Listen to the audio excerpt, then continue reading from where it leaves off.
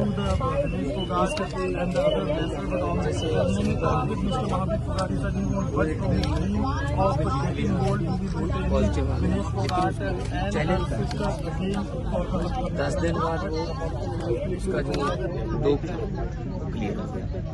इसका कोई ऐसा नहीं है कि कहीं ओलंपिक की किसी कोर्ट में या ओलंपिक के किसी 100 ग्राम 50 ग्राम क्या चीज आप कहते हैं बाल ही कटवा देती है। अगर 200 ग्राम तो बाल ही थे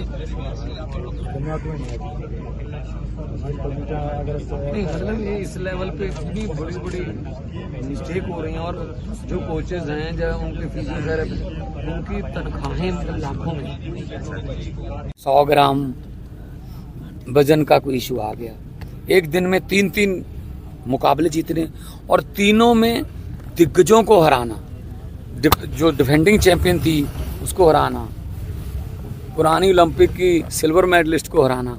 तो कल रात मैंने मैच देखा था जी, पहले 2 आए नंबर हमें, पहली ट्राई जब फोगट ने की, फिर 4-0 हुआ, फिर उसके बाद उसको 2 मिले, 4-2 हुआ, फिर हमें 1 मिला, 5 हुआ, फिर बिल्कुल 10 सेकंड रहते थे जब तब उसको 2 नंबर और मिल गए तो मामला, तो फिर हमें 1 और मिला, 7-5 से वो मुकाबला जीता। मैं बहुत बड़ा स्पोर्ट्स लवर हूँ, मैं सेकंड भी जानता हूँ, घड़ी का भी थोड़ा चक्कर पड़ा था कि 8 सेकंड जो है वो घड़ी थोड़ा 2 सेकंड और बढ़ाओ।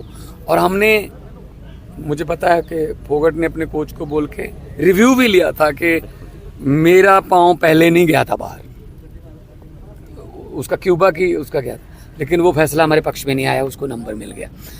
तो यहाँ के ऐसी टेक्निकल 100 ग्राम की जो कोच साहब बता रहे हैं, अगर वहाँ के जो स्टाफ है उनके साथ फिजियोथेरेपी अगर बाल ही कटवा देते, 200 ग्राम के तो बाल ही थे, फिर तो किसकी गलती रही होगी ये?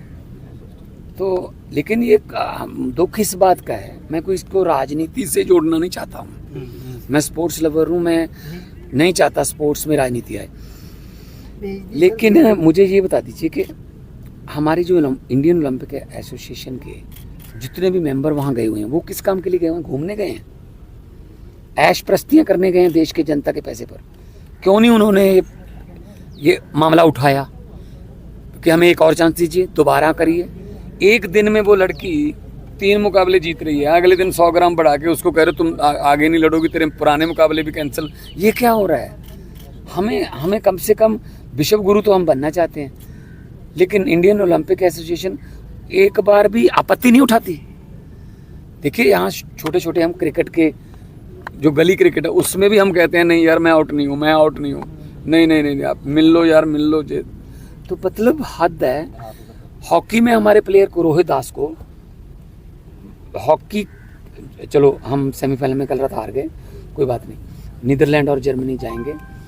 पूरी ओलंपिक में हॉकी में एक ही रेड कार्ड आया भारतीय प्लेयर को, और उसका हर एक कोई निंदा कर रहा है कि ये कैसे रेड कार्ड है। ऐसे एक मूविंग में स्टिक जो है वो ऐसे लग गई, जानबूझकर मारी हो तो बिल्कुल रेड बनता है, वो रेड कार्ड मिला। एक हमका ऑस्ट्रेलिया के खिलाफ एक हमारा गोल डिसअलाउ हुआ, वो भी डिसअलाउ नहीं बनता था। थोड़ा तो हम यूक्रेन की जंग को तो रुकवा रहे हैं पापा, मोदी जी ने यूक्रेन की जंग रुकवा दी। अरे हमारे प्लेयरों के पक्ष में तो खड़े हो जाओ।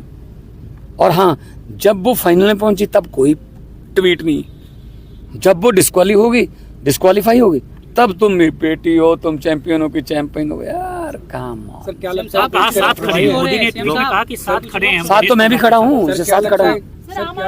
पेरिस जाने के लिए आपको मौका नहीं दिया गया। हमें अप्लाई कर, मैं एक एग्जांपल देता हूँ। सुनीता रानी ने हमारे लिए एशियाई खेलों में मेडल जीता। सुनीता रानी सुनाम से थी, उसका डोप टेस्ट पॉजिटिव आ गया, उससे मेडल छीन लिया गया। जो बेचारी को यहाँ ढोल धमाकों के साथ उसको लेके आना था, वो सारा प्रोग्राम कैंसिल करने पड़ गए। उसने अप्लाई कर दिया, मतलब कोर्ट में चैलेंज कर दिया, इसको अपील कर दी। 10 दिन के बाद उसका जो डोप था वो क्लियर हो गया और उसको मेडल वापस मिल गया। आजकल पंजाब पुलिस में है वो। तो कम से कम कहीं ना कहीं अप्लाई तो करें। और मुझे तो, मैं आते आते ही देख रहा था कि अब क्यूबा की जो जिसको हराया कल रात विनेश ने, उसको फाइनल में एंट्री दे दी। अब तो फिर खत्म ही हो गए चांस। फिर तो थोड़ा बहुत तो ये होना चाहिए। भारतीय कुश्ती संघ क्या, एक मिनट, भारतीय कुश्ती संघ क्या कर रहा है? इसी विनेश फोगट को पहले दरियों पे बिठाया जंतर मंतर पे, रो रही थी वो टाइम दरियों पे बैठे था, वो टाइम गद्दे पे प्रैक्टिस करने का था। क्या सिस्टम जिम्मेदार नहीं है इसके लिए? कहीं ना कहीं तो मानना पड़ेगा। हमारे प्लेयरों को पहले तो अपने हक मांगने के लिए लड़ाई लड़नी पड़ रही है, वहां पे दरियों पे जाके बैठ के वहां जंतर मंतर पे धरने, जिंदाबाद मुर्दाबाद। ये प्लेयरों का काम है जिंदाबाद मुर्दाबाद, और उनको करनी चाहिए थी यहाँ प्रैक्टिस। अब जब वो अपनी बलबूते पर फाइनल में पहुंच गई, तब एक 100 ग्राम 50 ग्राम का टेक्निकल। संदीप सिंह जी कह रहे हैं कि ये फिजियो न्यूट्रिशनिस्ट और जो उनके साथ डॉक्टर होता है, उसकी मेडिकल होता है, वो उसकी जिम्मेदारी होती है। अच्छा, आप इस पर क्या कहें? देखो जी, ये तो पहले भी कहते थे, कुश्ती संघ में किसकी जिम्मेदारी थी पहले? क्यों लड़कियां वहाँ पे, हमारी बेटियां वहाँ पे सड़कों पे गंगा किनारे अपने मेडलों को गंगा में बहाने के लिए चली गई थी? उसकी जिम्मेदारी इन्होंने तय की? किसी की तय की किसी ने? ये क्या समझते हैं यार? हम छोटे छोटे गांव से उठ के लोग, मैं मुख्यमंत्री बन गया छोटे से गांव से उठकर, ये छोटे से गांव से उठकर लड़की ओलंपिक में खेल रही है। छोटे से छोटे गांव से उठकर लोग, हमारे बच्चे मेडल ले रहे हैं। ये चाहते नहीं है कि हम छोटे छोटे लोग, हम आम घरों के आम बेटे बेटियां जो है कामयाब हो जाएं ओलंपिक में, कॉमनवेल्थ में, एशियाड में, या पॉलिटिक्स में, या कहाँ भी। ये चाहते ही नहीं है। तो मैं इसके बारे में तो कुछ नहीं कहूँगा, लेकिन हाँ इतना है कि ये मतलब कोई ना कोई तो, देखो ये हर वक्त आधी रात को उठ के अपना वेट करेगी क्या विनेश? ये काम तो कोचेस का या उनके जो फिजियोथेरेपिस्ट हैं उनका है कि सुबह मैच से पहले क्या करना है, क्या खाना है, रात को क्या खा के सोना है। ये तो बहुत करना चाहिए था। अब करना चाहिए क्या है? अब तो उन्होंने दे दिया क्यूबा की जो रेसलर है उसको, अब इससे पहले करना चाहिए था। हाँ, एड में बोलते हैं मोदी जी ने यूक्रेन का युद्ध रुकवा दिया। मैं चाहता हूँ ये क्यों नहीं रुकवाया? ये बेइंसाफी जो हुई है हमारी लड़की के साथ, रुकवानी चाहिए थी। स्ट्रॉन्ग जो है वो विरोध करना चाहिए था।